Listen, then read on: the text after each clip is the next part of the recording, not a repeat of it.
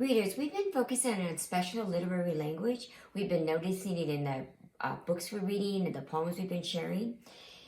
We call this reading like a writer, meaning that when we're reading, we're noticing what the writer's doing with their craft. So today, I'd like you to think about the strategies you use when you're writing a poem or writing a story. And when you're reading, I want you to try to notice the things the author's doing, try to name it, and then think, why is the author using this special language? What does it really mean? So let's try this with a passage from Happy Like Soccer.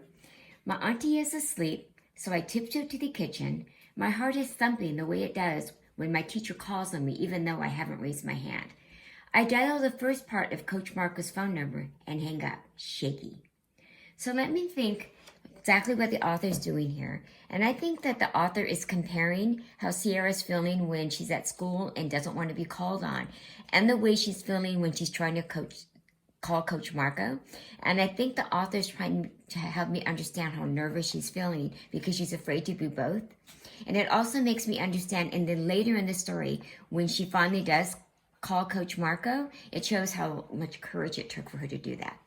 So I want you to think about what you noticed that I did. I first noticed the special literary language. Second, I named it. And then I thought about why did the author use it and what does it mean? So today, I'd like you to try that. You're going to be reading Memoirs of a Hamster in your new Reading Link Epic. I suggest you read the story at least twice. The first time, I want you to just read it and enjoy it and understand the story. And the second time, I'd like you to read it and really think about the special literary language the author's using.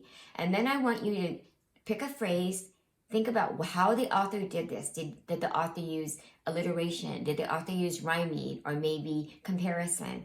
And then stop and think, what did the author really want me to understand? And then I'd like you to share that phrase and the meaning of that phrase in your discussion.